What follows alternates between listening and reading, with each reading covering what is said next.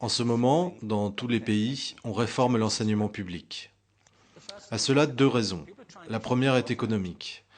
Comment instruire nos enfants pour qu'ils trouvent leur place dans l'économie du XXIe siècle? Comment s'y prendre?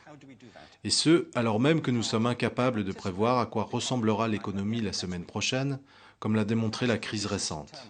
Comment faire donc? Quant à la seconde raison, elle est culturelle. Tous les pays du monde se demandent comment éduquer nos enfants pour qu'ils acquièrent une certaine identité culturelle, pour leur transmettre les gènes culturels de nos communautés, tout en participant à la mondialisation. C'est la quadrature du cercle. Le problème, c'est que ces gens comptent affronter l'avenir en appliquant les méthodes du passé. Et, ce faisant, ils laissent sur le bas-côté des millions d'enfants qui ne voient pas l'intérêt d'aller à l'école. Nous, quand nous y allions, nous étions motivés par un principe. Si on travaillait dur, qu'on obtenait de bons résultats et qu'on décrochait un diplôme, on était sûr d'avoir du travail. Nos enfants n'y croient plus, et ils ont bien raison. Certes, mieux vaut avoir un diplôme, mais ce n'est plus une garantie d'emploi. Surtout si pour l'obtenir, on refoule tout ce qui nous était cher. On entend parfois dire qu'il faudrait remonter le niveau, que cela permettrait de progresser. Eh bien oui, d'accord, ce sera bien. Qui prendrait l'inverse? Aucun argument n'a réussi à me convaincre qu'il faudrait le baisser. Le problème, c'est que le système d'éducation actuel a été fondé, conçu et organisé à une autre époque. Il repose sur la culture intellectuelle du siècle des Lumières et sur la conjoncture économique de la révolution industrielle. Avant le milieu du XIXe siècle, l'enseignement public n'existait pas. Enfin, on pouvait quand même être instruit par les jésuites si on en avait les moyens. Mais l'enseignement public, financé par les impôts, obligatoire et gratuit, c'était une idée révolutionnaire. Beaucoup de gens s'y sont même opposés. Selon eux, il était inconcevable que les gosses des rues, les enfants d'ouvriers, profitent de l'enseignement public. Ils sont incapables d'apprendre à lire et à écrire. Ne perdons pas notre temps. Cette idée s'ajouta à toute une série d'hypothèses sur l'organisation sociale.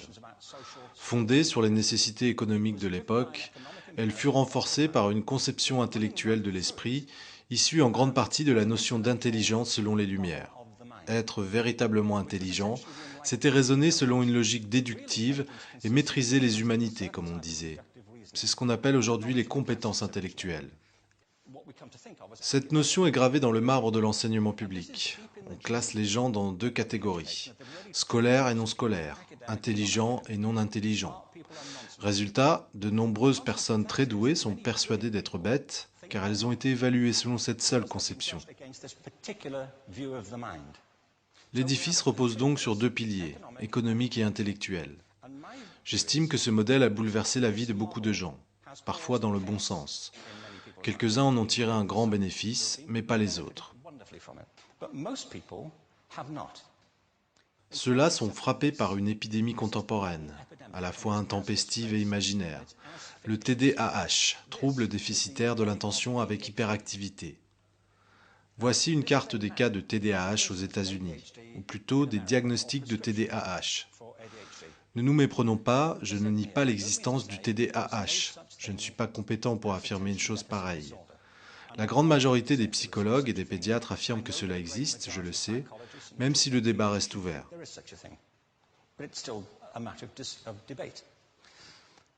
Ce que je sais, en revanche, c'est qu'il ne s'agit pas d'une épidémie. On prescrit des médicaments à ces enfants avec la même légèreté que quand on ordonnait l'opération des amygdales, selon une même base absurde, la mode médicale. Nos enfants vivent l'époque la plus stimulante de l'histoire de l'humanité. Ils sont submergés d'informations, leur attention est captée par tous les supports. Ordinateurs, iPhones, publicités, chaînes de télévision par centaines. Et nous, on leur reproche de ne pas se concentrer. Sur quoi? Sur des sujets barbants, à l'école principalement. Selon moi, ce n'est pas un hasard si le TDAH se développe selon la même courbe que les tests de connaissances. Et on prescrit à ces enfants de la Ritaline, de l'Adderall et toutes sortes de médicaments, certains étant très dangereux, pour qu'ils se concentrent et se calment. Mais, selon cette carte, le trouble de l'attention est plus répandu à l'est du pays. Les gens sont un peu plus distraits dans l'Oklahoma.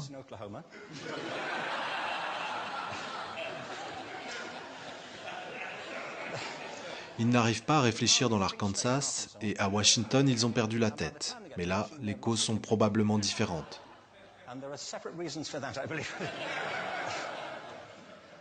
Cette épidémie est fictive. Si on y pense, les arts, et pas seulement les arts, je crois que c'est aussi le cas de la science et des maths, mais je me centre sur les arts parce qu'ils sont très atteints. Les arts sont aujourd'hui les victimes de cette mentalité, tout particulièrement. Les arts développent l'idée de l'expérience esthétique. Une expérience esthétique, c'est le moment où vos sens fonctionnent pleinement, quand vous occupez l'instant présent, quand ce que vous êtes en train d'accomplir vous fait vibrer, quand vous êtes pleinement éveillé.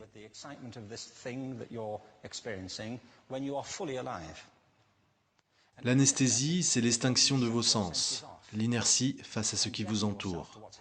C'est d'ailleurs l'effet de certains de ces médicaments. Nous adaptons nos enfants à l'instruction en les anesthésiant, alors que nous devrions faire le contraire. Nous ne devrions pas les endormir, mais les éveiller, révéler ce qu'il y a en eux. Mais voici notre idéal. Il me semble que notre système d'éducation répond aux intérêts de l'industrie, qu'il est à son image.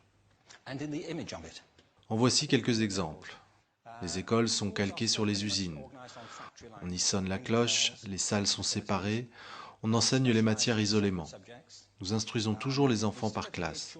Je veux dire, on les soumet à un système organisé selon l'âge. Pourquoi ? Pourquoi croyons-nous que le principal dénominateur commun des enfants est leur âge ? Comme si leur caractéristique principale était leur date de fabrication. Pour ma part, je connais des enfants qui, dans certaines matières, sont bien meilleurs que leurs copains du même âge, ou qui travaillent mieux à certaines heures, ou en petits groupes plutôt qu'en classe complète, ou encore qui veulent rester seuls. Quand on se penche sur la pédagogie, on n'adopte pas d'emblée cette conception issue du productivisme, mais la conformité règne. C'est de plus en plus vrai, surtout quand on constate la standardisation des tests de connaissances et des programmes scolaires, leur normalisation. À mon avis, nous devrions aller dans l'autre sens. C'est ce que j'appelle modifier le paradigme. Une grande étude a été menée sur la pensée divergente il y a 2 ou 3 ans. La pensée divergente n'est pas la même chose que la créativité. Pour moi, la créativité, c'est la capacité à avoir des idées originales qui ont de la valeur. Sans en être synonyme, la pensée divergente est essentielle pour la créativité.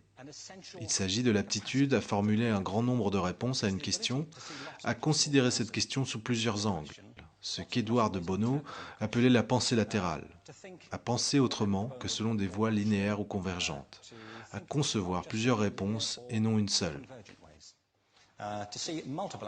J'ai donc conçu un test à ce sujet. On peut demander aux gens, combien d'usages pourriez-vous faire d'un trombone ? Ils posent alors des questions de routine, puis la plupart proposent 10 ou 15 réponses. Certains sont assez forts pour en imaginer 200.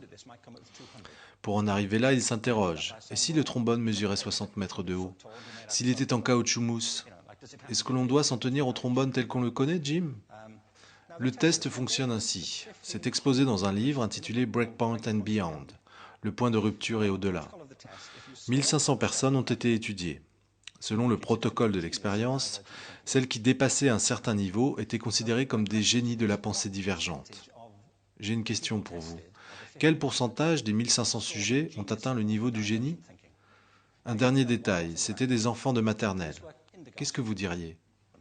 Combien étaient des génies ? 80%? Ok. Il y en avait 98%. Il faut le savoir, l'étude portait sur le long terme. Les mêmes enfants ont donc été testés une seconde fois 5 ans plus tard, vers 8 ou 10 ans. Et là, à votre avis ? La moitié moins, 30%. Nouveau test 5 ans plus tard, à 13 ou 15 ans, 12%. Vous avez compris la tendance, n'est-ce pas ? Cela nous fournit une donnée intéressante.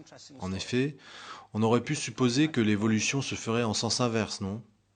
On commence par être très bon, puis on devient meilleur à mesure qu'on grandit. Ça montre 2 choses. Primo, nous avons tous cette capacité, et secondo, elle se dissipe en grande partie. Certes, il est arrivé des choses à ces enfants, tandis qu'ils grandissaient, plein de choses. Mais l'une des plus importantes, j'en suis convaincu, c'est qu'ils ont été éduqués. Ils ont passé 10 ans à l'école, où on leur a répété « il n'y a qu'une réponse, elle est écrite derrière, mais ne tourne pas la page ».